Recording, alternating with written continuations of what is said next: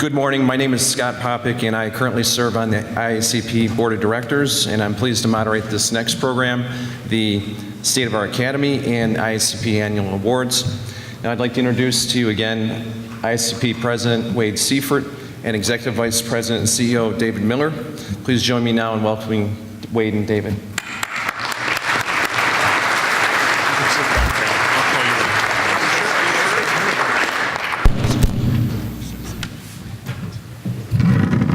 I'm glad John and Jim were the ones to take the first bullets for a change. How's everybody doing? You excited? Are you hot? No? Well, if you're not hot under the collar, there's something wrong with you. Because this is a very interesting new world that we're in. So traditionally, the State of the Academy is all about the good stuff that's going on. And we want to tell you some of the good stuff, because the past year has been a real interesting one for IACP, both good things, some challenging things, and that's the same as it's been for you in your practice setting and working with your patients and the physicians and your colleagues. So let's talk about some neat stuff. First and foremost, let's talk about CCH. We've got today, tomorrow, and Tuesday. Now, I have to tell you, the IACP staff are absolutely amazing when it comes to meeting planning. If you've noticed, we moved to a brand new hotel this year, and we did that for two reasons. Number one, it's a heck of a lot cheaper. All right, it's like half the price. We also needed more space for our exhibit program and for our RX Mixer event. We have a problem.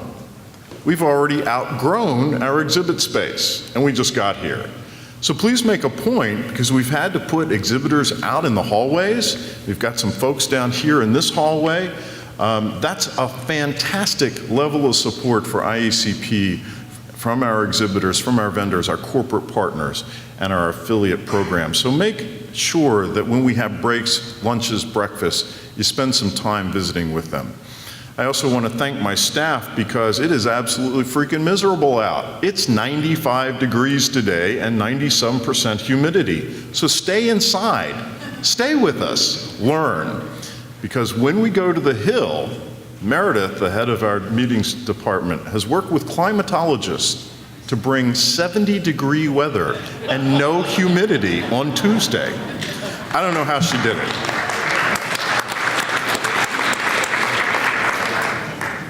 And that's not a joke, it will be 70 on Tuesday.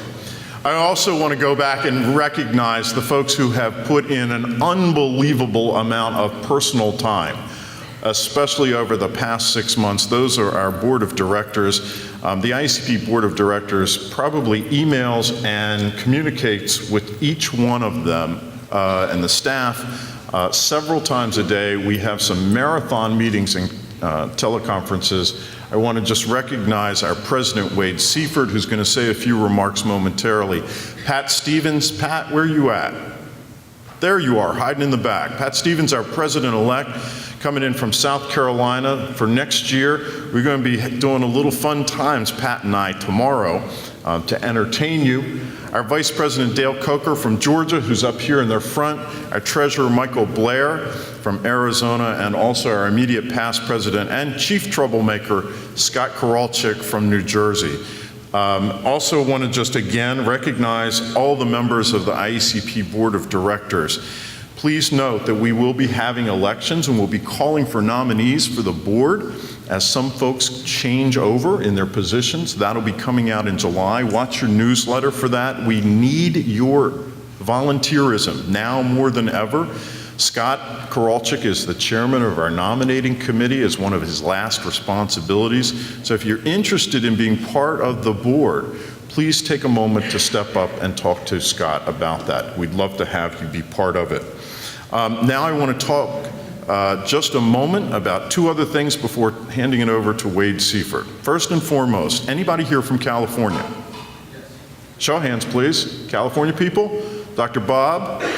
Okay, we got gentlemen in the back. If you would, if you could step to the back. Dan, raise your hand. There you go. California Board of Pharmacy has an unpublicized hearing scheduled for Tuesday. Dan's going back to do some representation for us. There's all kinds of questions as to what the California Board believes a batch to be. Currently, they're saying a batch is 1. So Dan is going, yeah. Might want to check the dictionary on that one, guys. So if the California guys can go talk to Dan, he's going to be taking our message back, and he's got a flight to get back to California in just a few minutes. So if you could grab a hold of Dan, that would be great. The other thing is I'd like to have the IACP staff, and Michelle just walked out of the room. Come here. David. Come on, guys. David, real quickly. Dan and the California delegation are going to be meeting upstairs in the Mount Vernon room. Mount Vernon, great. Vernon. Second floor. But Dan's in the back. Can I get the staff to come up, please? David, could I interject one thing? Yes. The State Board of Pharmacy in the state of California does not see a batch as 1. The state sees it as anything that is more than 1. So. More than 1. More than 1. Okay, got it. Mount Vernon, second floor, Californians. Staff, come on up. They're all looking shy. How many of you own your own pharmacy? How many of you know that the best thing in the world is great staff? How many of you have more than 10 staff? Okay, how many of you have less than 10 staff? All right, you guys, I'm with you. We have a total of 10 at IACP.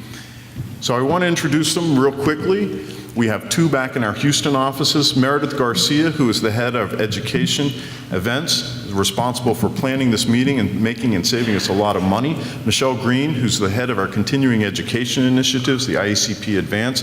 We have webinars launching next week on OSHA, and we've also got a media relations program that's coming out in July. Michelle schedules and coordinates all of the continuing education stuff that you're getting here at CCH. Lauren Perez. Lauren's our newest person. She works with our corporate partners, our exhibitors, and runs all the registration for all of IACP meetings, something we brought in-house. In the middle is my compatriot, Sarah Dodge, our full-time paid lobbyist on Capitol Hill.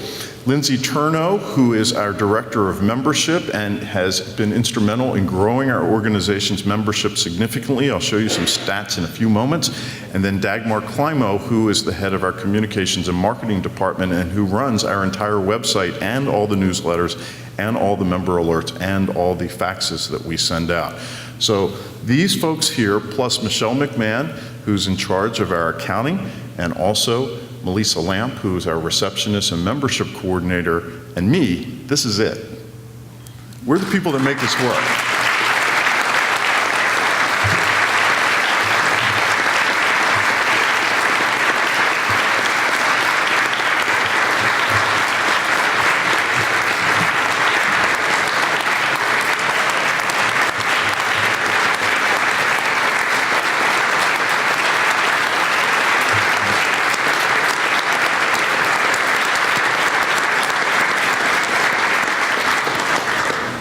None of them are pharmacists, I am.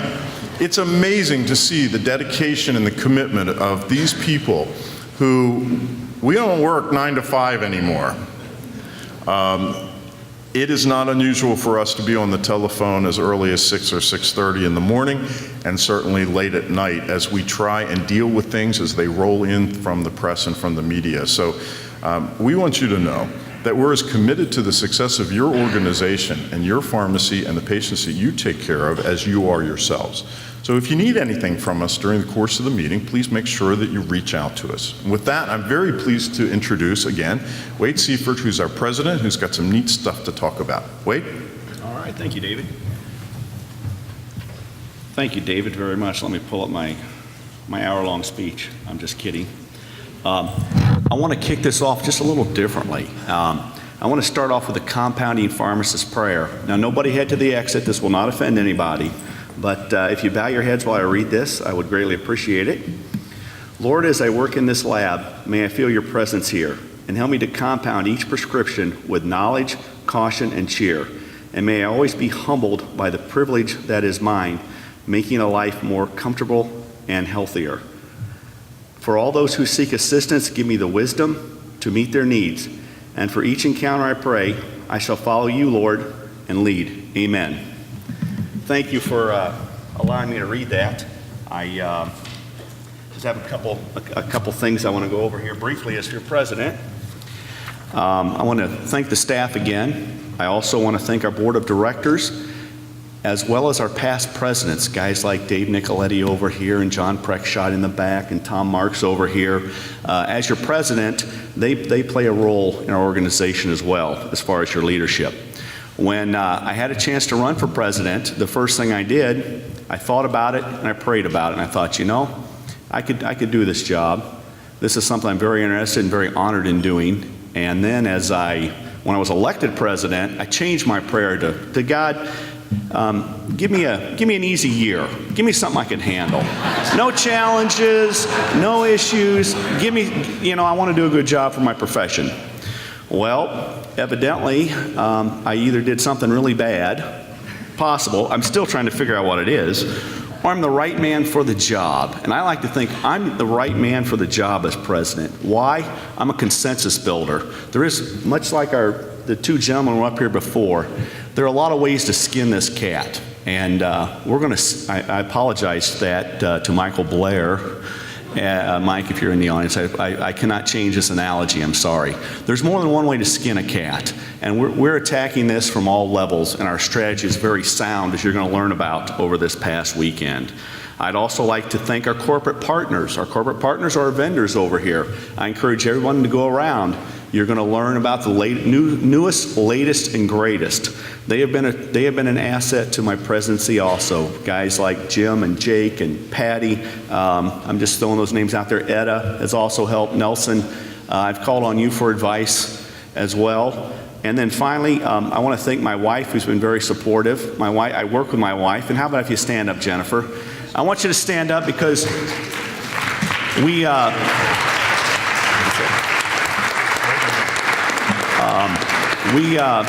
do something rather unique, I'll share. We always pack our we UPS our luggage. It's cheaper, it's easier to do, you don't have to mess with it on the rail. And we had this little discussion where I said, you better get your act together and get packed, and she did, and I sent my box. I've got my clothes, check them out. Jennifer hasn't got her box yet. So you can check her out as well. After I asked you to stand, I forgot about that, so I thought I better tell that little story.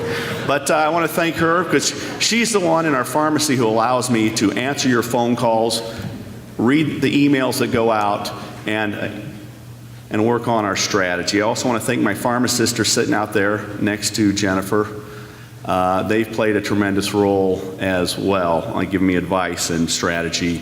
But moving along, I want to discuss two things briefly.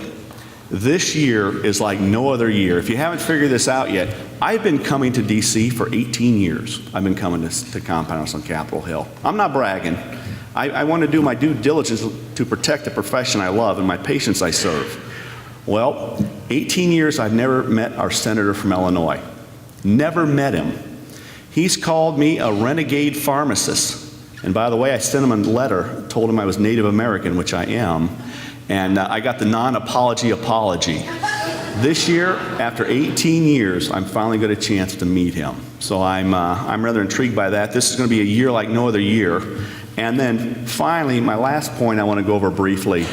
As president, we all have initiatives, things we want to accomplish as president, and believe it or not, mine has changed about 18 times with this crisis. We went from laying out a strategy to grow our membership, grow our industry, protect our interest. We hit crisis mode with the NECC tragedy. We hit crisis mode. I've pared down what I want to do to just two things. I won't say defeat the Senate bill. I guess I will say defeat the Senate bill, but more importantly, I want to make our profession better. I want to be able to continue to provide for my patients. If that's defeating the Senate bill, that's what it is. If it's help crafting a House bill, that's what it is. If it's having all our autistic moms, pet owners, and hormonal women call in, I apologize, ladies, hormonal women call in, I want to do that. But I have an initiative in front of you on your table. You have what's called Be One, Get One. I'm not going to read through this, but my presidential initiatives have been pared down to one. I want to grow our membership from we're roughly 1,900 right now is the number I'm going to use. That's not quite accurate, but 1,900. I want to grow that to over 3,000. Lindsay, our membership director, says, Wade, that cannot be done. And Lindsay, I'm here to tell you it's going to be done. Here's how we're going to do it. I want everybody out there to consider doing what Jared Roberts, and Jared's not here, or I haven't talked to Jared. I don't think Jared's here. What Jared Roberts has done and what I've done, I've taken this B one, get one just a little further. I had signed up every last member of my staff. I want them to have skin in the game. I want them to know what their profession stands for. I want them to take a better pride in what they do. And I believe I've accomplished this. But I challenge each and every one of you out there, you don't have to sign up every member of your staff. What I'm asking you to do is sign up one more member. Whether it's a guy up the street who's just compounding 3 or 4 prescriptions, or it's someone who's compounding more than that. Call them up when you get home. But with that said, I have one more minute, and David's told me I'm already over 3 or 4, but I have one more minute, or maybe not David, Meredith's in the back pointing at her wrist. I think that means I'm a little windy. But one last final thought. If you got a pen and pencil, pull it out and write this down. This is my store number. It's 309-679-2047. That's 309-679-2047. That's my pharmacy's number, but more importantly, this is my cell phone number, 309-258-1574. That's 309-258-1574. Why am I giving that number out to each and every one of you? If you want to know what's going on, I want you to call me. When you get back to your pharmacy and you're recruiting a member up the street and he says, hey, I don't know what IACP does, I want you to give him my phone number, because I want to talk to them. I will tell you exactly what's going on. Oh, by the way, those numbers I gave out, those are real numbers, but I need to let you know something. I never answer either one of those numbers. So leave a message, I will call you back. But with that said, well, it's the truth. Do we go to break now? No, we still have a half hour. There's more to say. I have more to say? I do. Oh, thank you. With that said, I'm going to turn it back over to David Miller, but I want to encourage everybody, get at least one more member so we can grow our membership. There's strength in numbers. And by the way, one last thing. David said we got a half an hour left, so I guess I can easily say one more thing. If you haven't, I cut a video that, I was staying for Hill Day. If you have a computer or sometime throughout the weekend, go to the IACP website and click on my video link. That wasn't the video I wanted to cut, by the way. For those of you out there know that our RX mixer is tonight. It's a disco theme. I was going to cut a disco theme related video. I really was. Talking about keeping our profession staying alive. And 10 minutes, oh yeah, I was. 10 minutes before we cut that video, I got a letter from the family of one of my hospice patients that's changed the whole video, that's really put the gravel in my gut and the fire for us to do what we do. It's all about our patients and the safety and outcomes. So I want to encourage each and every one of you, when we storm the hill in our white coats, patient safety, patient outcomes, our patients depend on us. And we want to make sure we can continue to meet their needs. But with that said, I want to turn it over to David Miller, which he's a much better speaker than I. So I'll turn it over to David, my friend.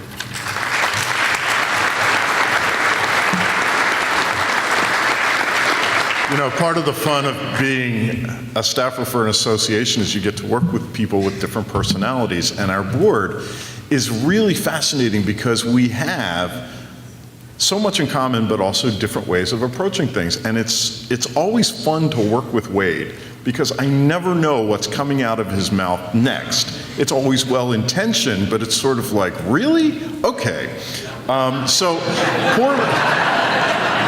poor Lindsay, after she talks to Wade, who tells her we're going to have 3,000 IACP members, and she's asking, how am I supposed to do that? And we will figure out a way to make it happen. So I encourage you, I'm emphasizing this again, you've got a commitment form to help sign up additional members. It is amazing to me how many calls we get to the IACP offices with people asking questions about, so, what's your position on XYZ, or why haven't you said this, or you know what, I don't know where you stand on such and such an issue. Well, that takes up a lot of time, as you can imagine, because folks are concerned, they're worried about what is going on in this industry right now. It is amazing how many people that we think are members that are compounding pharmacists that are not. And in fact, we've started checking before we get too far down the line into answers. Are you a member of the organization? It is amazing how many of our colleagues that we think belong don't. So if you know of a compounder in your community, if you know someone in somewhere in the state, reach out and ask them, are you a member of the Association of the Academy? What are you doing? Because if you're not only do we not have your voice, but you don't know what's actually going on. And everything is on our website, and then everything else that is special and unique to members is buried behind a locked screen that's only accessible if you are a member. Speaking of which, let's talk about some good stuff. Our members increased 11.7% from 2012 to 2013. That's a huge jump in a very tough economy. Our new membership is also increasing at a rate of about 39% comparable to 2012 on a monthly basis. Even if nothing happens, even if you don't make a commitment to go out and find somebody to join the family, I can tell you that we will surpass 2,000 members probably by the end of this month. And that is a phenomenal first for IACP. We have members that also are pharmacy students. This was a program that the Board of Directors initiated in October of 2011. We launched that at the end of the year and started signing up pharmacy student members. We ended up with about 700 in 2012. We grew that and hit 1,000 at the very beginning of the year, and we are already up almost another 500, because I'm telling you, by this time. So if you have a student pharmacist who is doing a rotation with you, we definitely want them as part of our organization. Here's why. Number one, there's an essay competition through the IACP Foundation to support pharmacy students' knowledge and understanding of our profession. Number two, we have a career center that pharmacy students are going to find positions at compounding pharmacies. We are also going to be launching an internship program for our IACP DC office with the support of the IACP Foundation. So there's ways for us to really get more students involved in our organization, which grows us and grows the practice. At the APHA meeting in March, we had a focus group of approximately 15 student pharmacists. I'm very pleased to tell you we are starting a series of student webinars that talk about compounding issues, and that's actually written and done by some of our student volunteers. So they're going to be talking amongst themselves about our organization and our specialty to each other. And that's something that we feel very strongly in, because it's not just protecting ourselves today, but it's protecting our profession for the people that come behind us. Quick glance at our membership as to who we've got. A new category that we added last year with the membership committee's input is new owners. As you're getting started, as you get just developing your practice setting, you can join IACP for a lesser amount. That kind of makes the finances a little bit easier for you. And what we've seen is a growth in that fairly significantly. We now have 100 new compounding pharmacy owners who have joined the organization within the past 18 months. That means we're growing and we're thriving as a profession. Financially, we ended 2012, which was rather a challenging year, especially in the last quarter, with an upside of almost $100,000. This is net. We don't include our depreciation expenses, nor do we include our unrealized returns on investment. Our unrealized return on investment in 2012 was approximately $31,000 to the plus. Compact, we have a new chairman. Michael, where are you, man? There, stand up. Michael has literally stepped up to the plate to become the chairman of the IACP Compact. And as Wade mentioned earlier, we have a Compact event to support our candidates that are strong supporters of the IACP and compounding pharmacy agenda. To give you some insight as to how well we're doing with that, this is our running total on our fundraising for Compact. We are already for 2013 at $84,000. That's contributions that have been made by individuals to support the election campaigns and the fundraisers of senators and congressmen and at sometimes state-level offices to give us a greater voice. $84,000, the APHA PAC in comparison is $50,000. So if you have not yet bought a ticket to the Compact event on Monday night, please do so. As Wade mentioned, we had to double the size of the room, and we'd love to have you there because that helps build our kitty. And Michael, again, on behalf of the entire IACP Board of Directors, we appreciate you taking on the responsibility of directing the PAC in addition to your role in managing the finances as treasurer of IACP. So, Michael, big round of applause for you, sir.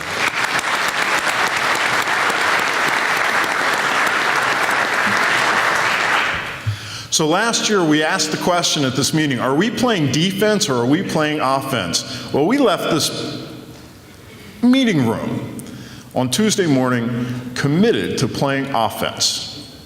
And we went to the Hill and we talked about constructive transfer.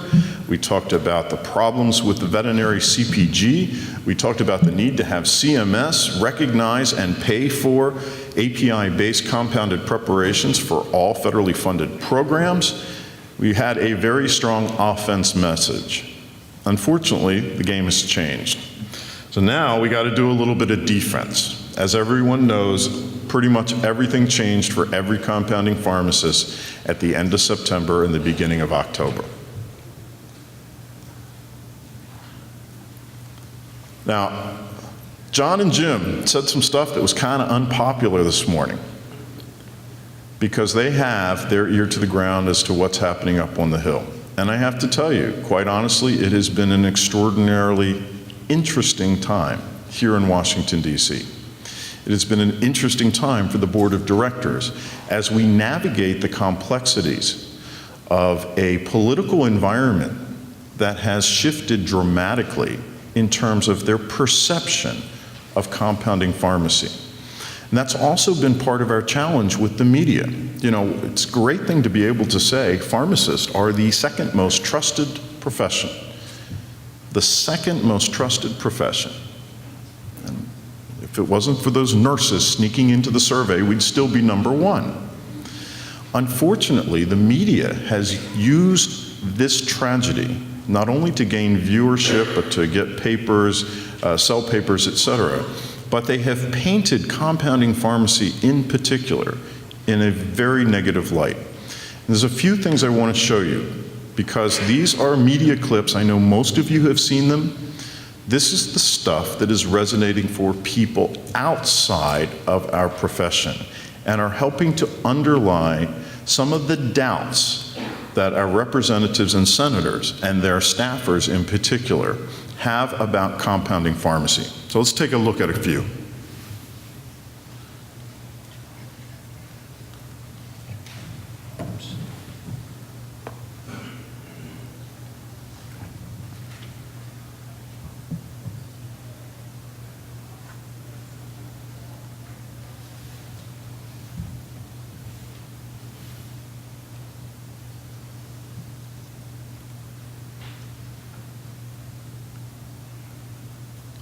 Steroids.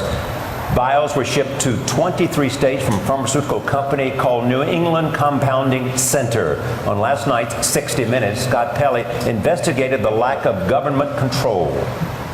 NECC was growing explosively, and so was the compounding industry. It started in 1998 when Congress exempted compounding pharmacies from the oversight of the Food and Drug Administration. The theory was mixing drugs one prescription at a time shouldn't require federal inspection. The law passed over the strong objections of then FDA Commissioner David Kessler. You, as FDA Commissioner, testified before them and you said, don't do this. If you're not going to have oversight, one day people are going to die. That day's arrived. This should not happen in 2013. Maybe at the turn of the previous century, where we didn't have institutions like the FDA, there is no reason why people had to die. Without FDA supervision, compounding took off. State health departments are responsible for regulating what is now nearly a $2 billion industry. Dr. Margaret Hamburg is FDA Commissioner now, and she told us because of the 1998 law, she doesn't know how many compounders there are or what they're making. You know, I can just hear the folks at home saying, wait a minute, I thought every pharmaceutical drug in this country was approved by the FDA, and you seem to be telling me in this interview that that's not the case. Well, compounded drugs are not FDA approved. So if a patient goes into a clinic and the doctor or the nurse pulls out a vial of something, that patient has no way to know whether that drug has been approved by the FDA or not. Well, I think that's right under the current system, and what I think emerged in the meningitis outbreak was that many patients and their healthcare providers didn't realize that they in fact were using a compounded product. As Commissioner of the FDA, then, you can't tell us, sitting here now, that every drug being used in the United States is safe and effective. No, I really cannot. This past fall, officials inspected NECC. The FDA tested 50 leftover vials. Each one was contaminated. NECC is now the target of a criminal investigation.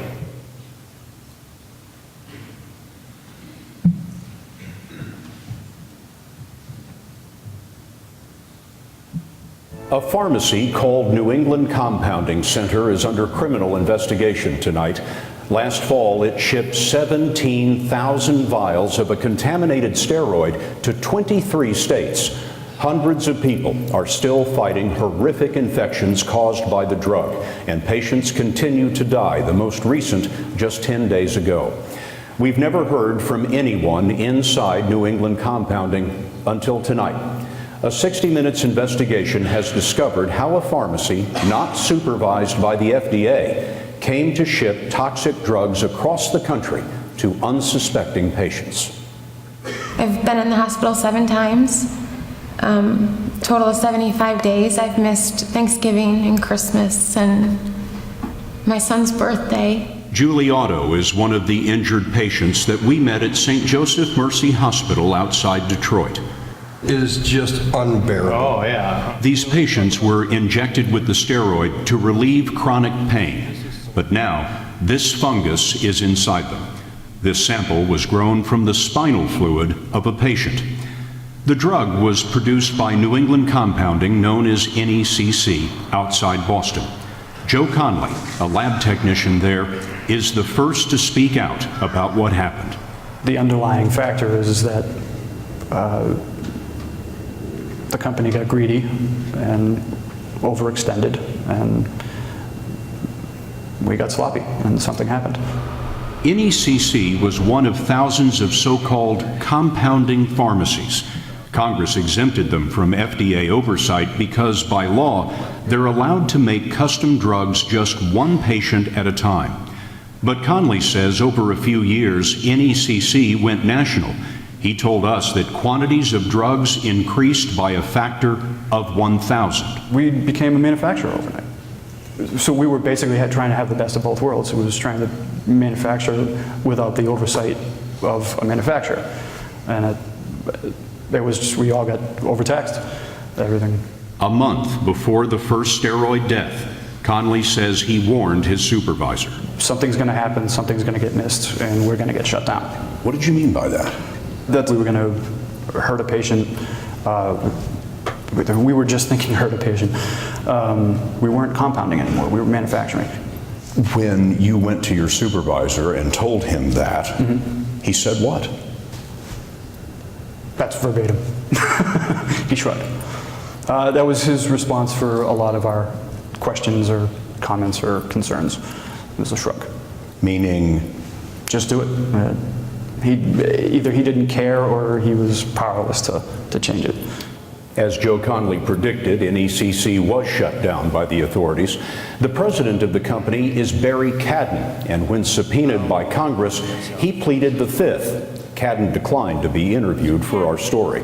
Today, his lawyer told us that Cadden does not know how the contamination happened. The state of Massachusetts examined NECC's lab in 2011 and found it satisfactory. But tomorrow on this broadcast, another company insider will tell us how NECC concealed its true operations from inspectors. We'll have our full investigation for you on 60 Minutes this Sunday at 6 Central Time.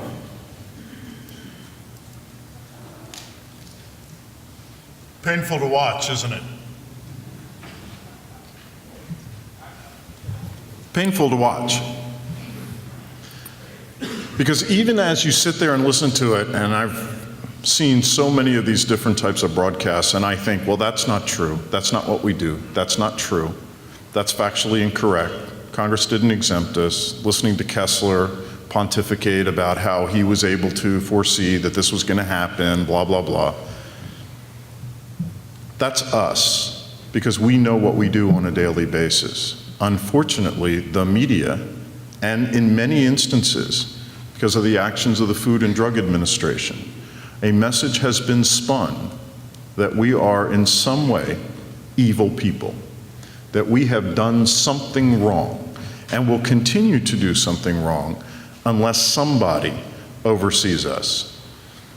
The impression that we have heard from staffers, from senators, from congressmen, from state legislators, from some patient advocacy groups is, you need to clean your act up. Is that true? Is that true? No. In some cases, yes it is. In some cases. So let me ask you this. How angry are you at all this? Because that's one of the conversations that we have at the IACP board on a regular basis. We are angry at what happened. And some of us want to take it out on Barry on the right-hand side and say that SOB did this to our profession. And then we want to take that out on the FDA and said, if you had been doing your job, or if you had stayed out of our business, or if we had empowered our state boards of pharmacy, whatever, but we want to blame somebody. And that's only natural, because we're angry. And even the response I just got to that question a moment ago. All right? I love The Simpsons. The problem is that as a family, we also want to blame each other. Because some of you are saying, well, yeah, we need to clean up our act. No, we don't. We definitely need to follow this position here because it's better than that one. And the bottom line is, we are small. Think about it. We are small. And I teach this to pharmacy students. I'll see how smart you guys are. How many pharmacists are there in the United States? How many? Bob? Dr. Marshall?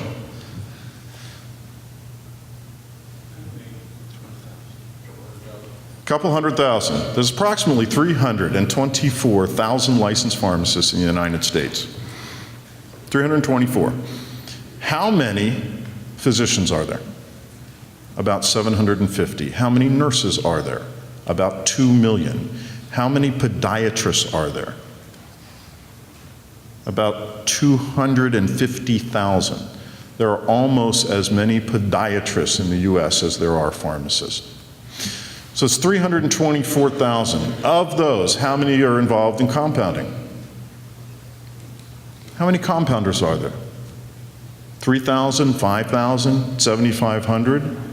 What about the compounder, and I use it in quotes so I don't get in trouble, at CVS or Walgreens or Rite Aid, the pharmacist that mixes 2 drugs together. We're small.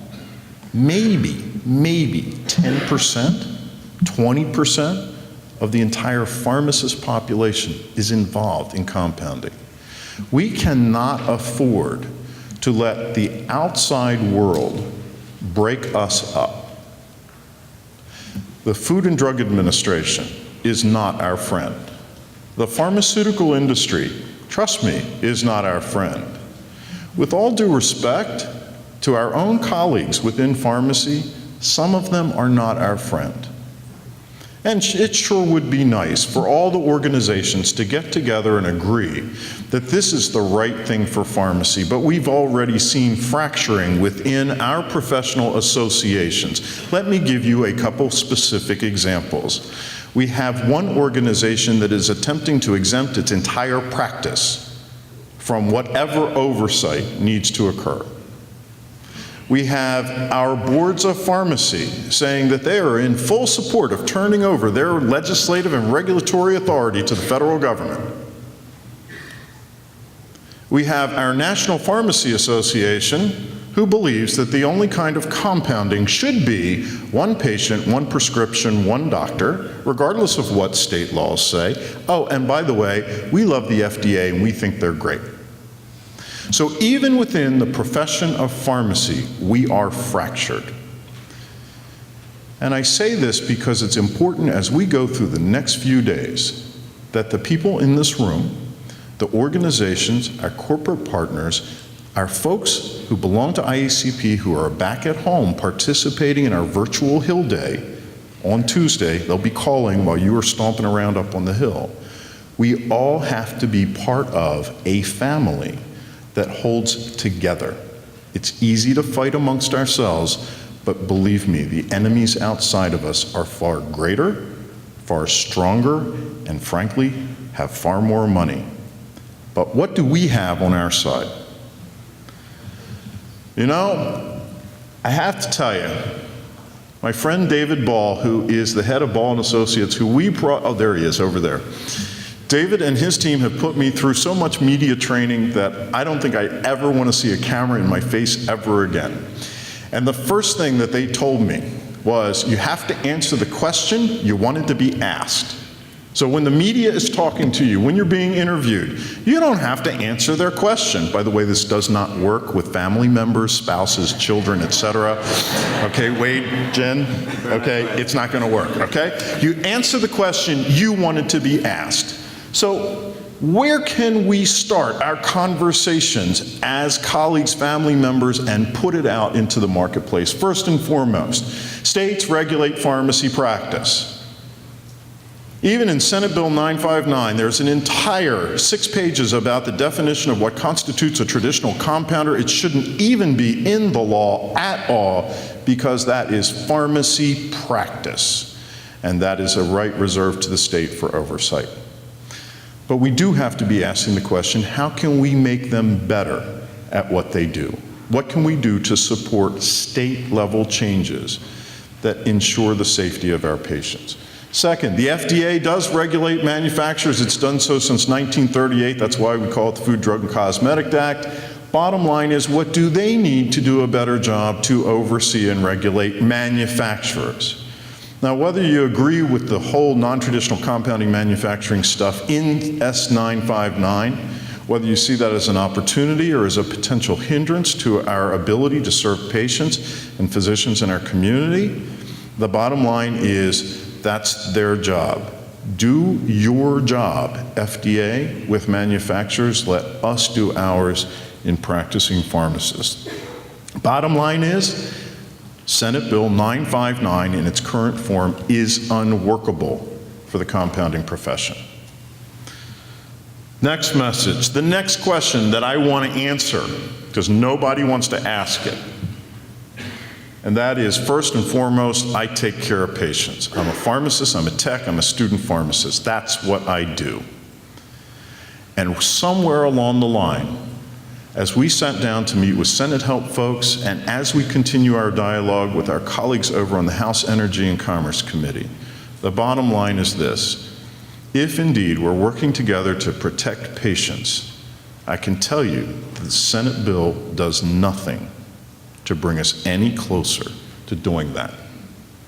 So those are two messages I want you to keep in the back of your head for the next couple of days as we take you through a variety of educational programs about what's happening here in Washington, D.C., about some of the challenges that we face, some of the good stuff that we face as well. Number one, what am I doing with the person next to me? Be they a member, we hope they are, right, Wade, or not a member, They will be. to support compounding pharmacy's mission of taking care of patients. That's number one. What am I doing to bring us together? And the second is, what am I doing to help us together fight the people that are trying to shut us down? So with that, I show that it's just before 10 o'clock. I want to thank you personally for your commitment over the past couple of months for being here at this meeting. It represents a huge sacrifice to your business, to your practice, to your patients, to your staff, to your family.